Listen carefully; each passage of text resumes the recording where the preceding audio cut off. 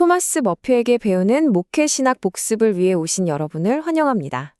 오늘은 책의 12장 내용을 복습하도록 하겠습니다. 이번 장에서는요, 목회자로서 다른 교단이랑 어떻게 지혜롭게 관계를 맺어야 하는지 아주 현실적인 해법들을 다루고 있어요. 어쩌면 사역 현장에서 가장 민감하면서도 또 가장 중요한 주제가 아닐까 싶습니다. 자, 이 강력한 문장으로 한번 시작해 볼까요? 머피는 이렇게 말합니다. 교단들 사이에 퍼져 있는 감정의 성격, 그러니까 그 관계가 좋으냐 나쁘냐 하는 건 대부분 목사에게 달려 있다는 거죠. 이건 정말 중요한 지적인데요. 목회자가 단순히 한 교회의 지도자를 넘어서서 교단 간의 평화와 협력을 만드는데 정말 핵심적인 역할을 한다는 의미입니다. 그렇다면 첫 번째 주제입니다. 목회자 한 사람의 태도가 도대체 얼마나 넓게 그리고 얼마나 깊게 영향을 미치는지 구체적으로 한번 들여다보겠습니다. 아마 우리가 생각하는 것 이상일 거예요. 네, 맞습니다. 목회자는 교단의 얼굴이죠. 목회자는 공적인 인물이잖아요. 결혼식이나 장례식, 또 지역사회의 여러 모임에서 항상 주목을 받습니다. 사람들은요, 목회자의 말 한마디, 행동 하나를 보면서 그가 속한 교단 전체를 판단하게 돼요. 그러니까 말 그대로 목회자 한 사람이 교단 전체의 평판을 좌우하는 얼굴 역할을 하는 셈입니다. 여기 보시면 그 영향력이 얼마나 큰지 한눈에 들어옵니다. 다른 교단 목회자를 어떻게 대하느냐, 그 태도에 따라서 여기 보이는 이 5가지 중요한 영역이 직접적으로 달라진다는 거예요. 사역의 만족도, 성공, 지역사회에서의 평판, 소속 교단의 이미지, 그리고 궁극적으로는 주님의 영광까지 말이죠. 이처럼 목회자의 태도 하나가 개인의 사역을 넘어서 공동체와 하나님의 영광에까지 이어진다는 사실, 절대 가볍게 생각해서는 안 되겠죠? 자, 그렇다면 어떤 마음가짐이 이 중요한 관계의 기초가 되어야 할까요? 머피가 제시하는 핵심 원칙들, 바로 우호적 관계라는 기초에 대해서 지금부터 알아보겠습니다. 가장 먼저 필요한 건 바로 이해하려는 노력입니다. 신학적인 부분이나 아니면 교회 운영 절차 같은 데서 우리랑 좀 다른 견해를 가졌다고 해서 무조건 비판부터 할 게 아니라는 거죠. 왜 그렇게 생각하는지 그들의 입장에서 먼저 알아보려는 자세가 필요합니다. 이해해서 한 걸음 더 나아가면 공감이 있습니다. 그들에게는 그들 나름의 소중한 전통과 가치가 있을 거 아니에요. 그게 우리 눈에는 좀 사소해 보일지라도 그 사람들 입장에서는 정말 중요한 것일 수 있다는 걸 인정하고 공감해주는 마음이 필요하다는 겁니다. 그리고 마지막으로 바로 존중입니다. 나와 다르다는 이유만으로 그들의 신앙이 거짓되다고 쉽게 판단해선 안 됩니다. 그들 역시 진실한 마음으로 하나님을 섬기고 있다는 사실을 인정하고 존중하는 것, 이게 바로 우호적인 관계의 진짜 출발점입니다. 자, 이런 마음가짐은 그냥 생각에만 머물러선 안 되고 구체적인 행동으로 나타나야겠죠. 여기 보이는 이 5가지 실천 방안이 바로 그겁니다.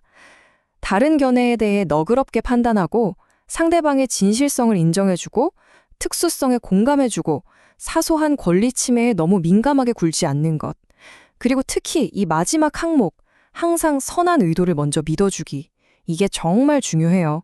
어떤 오해가 생겼을 때 저 사람이 일부러 그랬을 거야 라고 단정하기 전에 혹시 뭔가 다른 사정이 있는 건 아닐까? 하고 먼저 생각해 보는 거죠. 네, 이제 이런 우호적인 관계를 실제로 발전시킬 수 있는 아주 구체적인 방법 중 하나죠. 바로 강단 교류의 지혜에 대해서 알아보겠습니다. 강단 교류에는 크게 3가지 혜택이 있습니다. 우선 목회자의 선한 영향력이 넓어지고요. 성도들에게는 새로운 관점의 말씀을 들을 수 있는 좋은 기회가 되죠. 또 매주 설교를 준비해야 하는 목회자의 부담도 조금은 덜 수 있습니다. 하지만 물론 주의사항도 따릅니다. 가장 중요한 건 신뢰할 수 있고 복음적인 목회자와만 교류해야 한다는 겁니다. 그래야 혹시 모를 신학적 오류가 전파될 위험을 막을 수 있겠죠. 그리고 또 하나, 내가 하기 힘든 말을 다른 목사님 입을 빌려서 하게 하려는 그런 수단으로 강단 교류를 이용해서는 절대 안 됩니다. 그럼 강단 교류는 얼마나 자주 하는 게 좋을까요? 머피는 5주에서 6주에 한 번 정도를 적절한 기준으로 제한합니다. 너무 자주 하면 성도들이 혼란스러울 수 있고 또 너무 뜸하면 교류의 혜택을 거의 누릴 수 없으니까 이 균형을 잘 맞추는 게 정말 중요하겠습니다. 자, 이제 정말 민감하고 어려운 주제로 넘어가 보겠습니다. 바로 개종 권유의 두 얼굴인데요. 목회 현장에서 이 문제만큼 골치 아픈 게 또 있을까요? 과연 올바른 기준은 무엇인지 함께 살펴보겠습니다. 우선 개종 권유라는 말이 무슨 뜻인지부터 명확히 해야겠습니다. 여기서 말하는 개종 권유는요, 이미 다른 복음적인 교회에 잘 다니고 있는 성도를 우리 교회로 오도록 설득하거나 유도하는 행위를 가리킵니다. 이 문제에 대해서 머피는 아주 단호하게 말합니다. 모든 개종 권유가 옳은 건 아니라는 거죠. 특히 잘못된 개종 권유는 교회 공동체 전체에 아주 심각한 해를 끼칠 수 있습니다. 그렇다면 다른 복음주의 교회의 성도를 빼내오려는 시도가 왜 그렇게 해로울까요? 여기 5가지 이유가 있습니다. 첫째, 교회들 사이에 비기독교적인 감정, 그러니까 시기나 미움 같은 걸 유발하죠. 둘째, 그렇게 옮겨온 성도의 신앙마저 불안정하게 만들 수 있습니다. 셋째, 이건 그냥 무례하고 부도덕하고 부정직한 행위입니다. 넷째, 성령님을 근심하게 하는 일이고요. 마지막으로 길게 보면 교회에 아무런 실질적인 이득도 없다는 겁니다. 하지만 그렇다고 해서 우리가 아무에게도 전도하면 안 된다, 이런 뜻은 절대 아닙니다. 복음의 본질에 따라서 우리가 반드시 해야만 하는 올바른 개종 권유도 분명히 있습니다. 바로 누가복음 14장 23절 말씀이 그걸 말해주죠. 길과 산울타리 가로가서 사람을 강권하여 데려다가 내 집을 채우라. 우리에겐 이렇게 적극적으로 사람들을 주님의 집으로 인도해야 할 사명이 있는 겁니다. 이게 바로 교회의 본질적인 사명, 선교적 사명 아니겠습니까? 그렇다면 우리의 노력이 어디에 집중되어야 할까요? 우리가 힘써 이끌어야 할 올바른 대상은 누구일까요? 머피는 크게 3부류를 제시합니다. 첫째, 아직 주님을 모르는 세상 속의 불신자들입니다.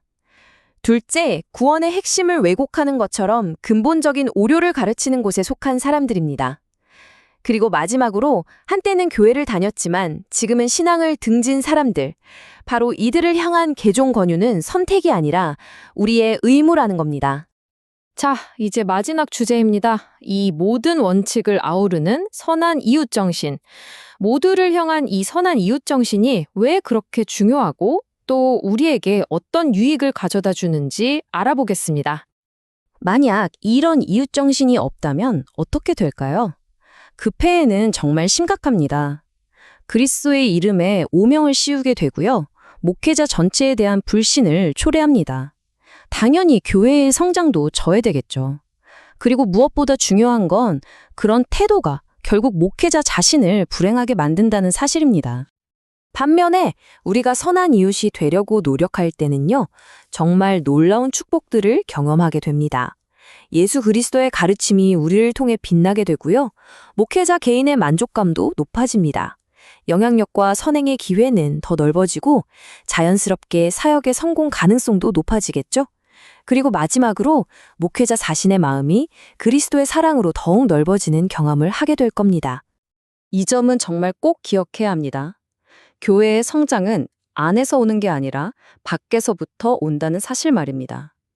우리의 사명은 단순히 기존 성도들을 잘 지키는 데서 끝나지 않습니다.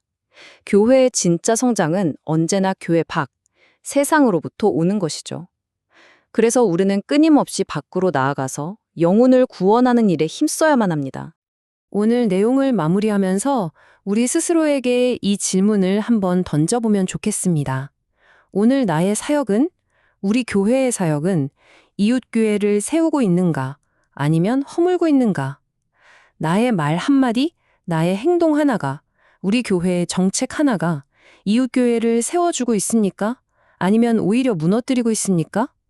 이 질문에 대한 우리의 정직한 대답이 앞으로의 사역 방향을 결정하게 될 겁니다.